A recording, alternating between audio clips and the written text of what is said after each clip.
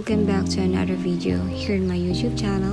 So ngayon gagawa tayo ng panibagong video kasi wala lang, trip ko na namang gumawa ng video, and so now ngayong araw na to ay gaganapin yung mga dapat maganap ngayong araw na to. And for today's video is pupunta ako ng RCBC, which is here in Consolacion. So as you can see, nandito ako ngayon sa RCBC ng Consolacion. Yes, of course. Magwi-withdraw ako ng time na to kasi it's time to withdraw kasi sweldo ng time na yan. At here we go. Dito tayo sa unboxing for our parcel. So ngayon, mag-unbox ako ng aking sandals. At before that, flex muna natin yung nails natin kasi wala na yung ibang nails. And yeah, for today's vlog, mag-unboxing tayo kasi matagal ko na rin tong dapat bilhin. But for now, nabili ko na kasi nagtitipid yung person para check out tong sandals na to, and now dumating na siya, and deserve naman natin bilang yung sarili natin kasi yan, deserve natin. And yeah, i-reflex ko lang tong ating sandals kasi napakaganda niya sa personal, as in kasi nabudol talaga ako, and then kapag nabudol ako, syempre babudol din kayo. And yeah, hindi ko talaga yung emotion ko dyan.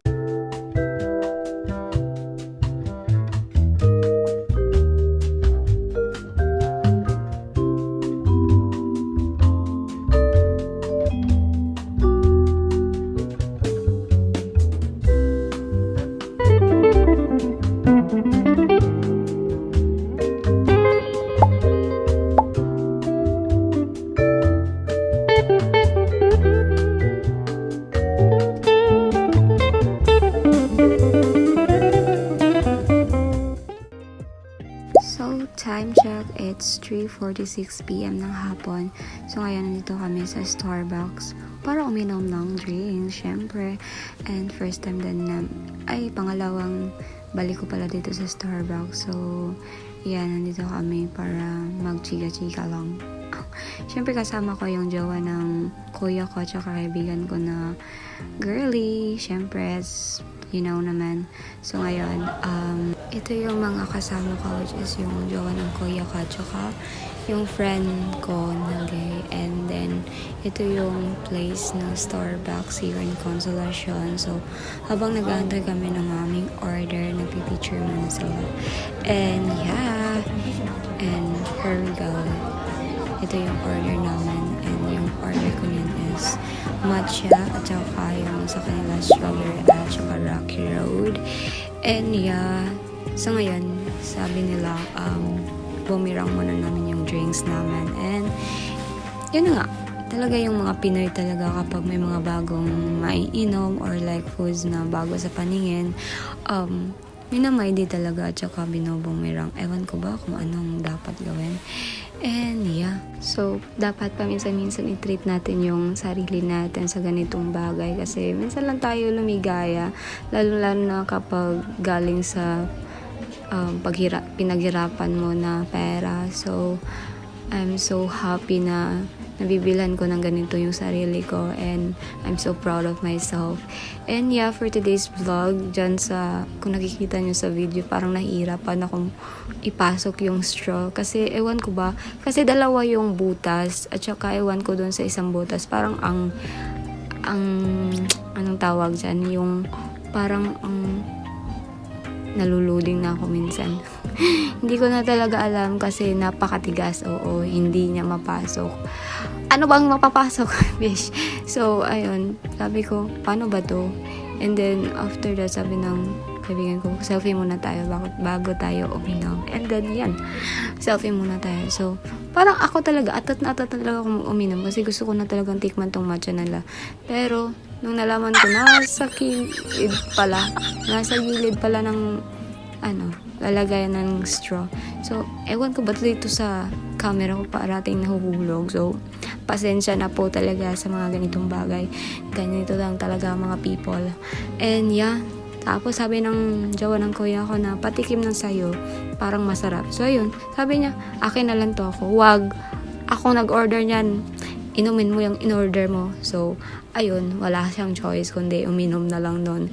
So, ayan, chika lang kami ng bandang yan kasi wala kaming magawa sa buhay. Pero at least man lang sa ganitong araw or sa ganitong bagay na papaligayan namin yung sarili namin sa kahit konting oras, konting araw para kayo, dapat kayong mag-banding with friends or like what.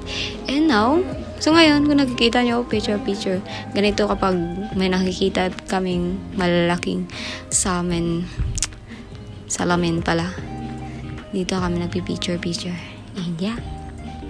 Time check is January 17, 5:17 a.m. ng madaling araw. So, itong bandang madaling araw na to is ito yung time na pupunta kami ng Santo Niño Church kasi this time inaya ko itong mga ka-workmate ko sa work, malamang. Kasi sabi ko, punta tayo ng Santo Niño Church kasi gusto kong magdasal bago mag-sinulog. Kasi sinulog ng time na yon na gusto ko lang maranasan ulit na pumunta doon. And then, as you can see here, marami talagang taong pumupunta dito sa Cebu and para magdasal at ipagdasal yung mga hinain nila sa buhay or sa mga gusto nilang matupad sa buhay nila. And ako, gusto ko ring matupad yung hinihiling ko din or sa mga bagay na gusto ko ring makuha or like ganon.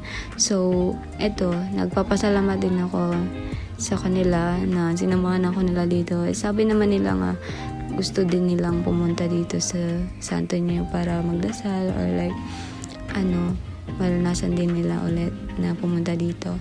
And yeah, napakasaya ko ng araw na yan. At kahit maraming tao, pumunta pa rin kami para magdasal dito sa Santo Niño Church. And napakasaya ko talaga ng araw na yan kasi napagdasal ko yung pamilya ko.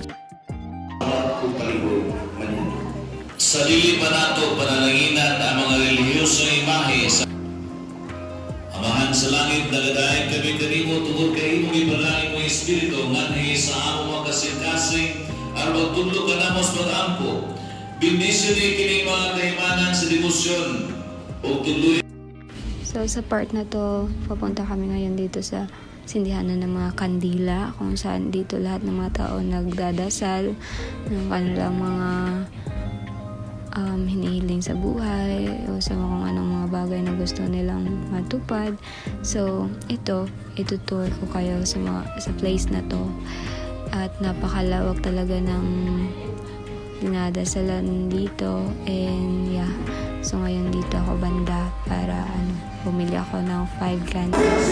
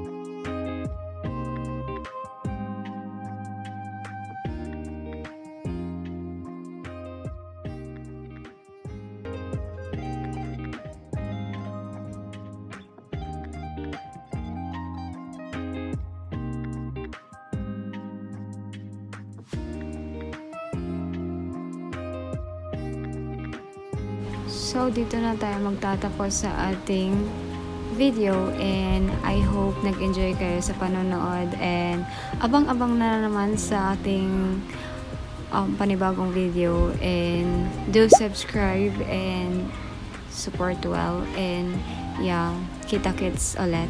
Bye!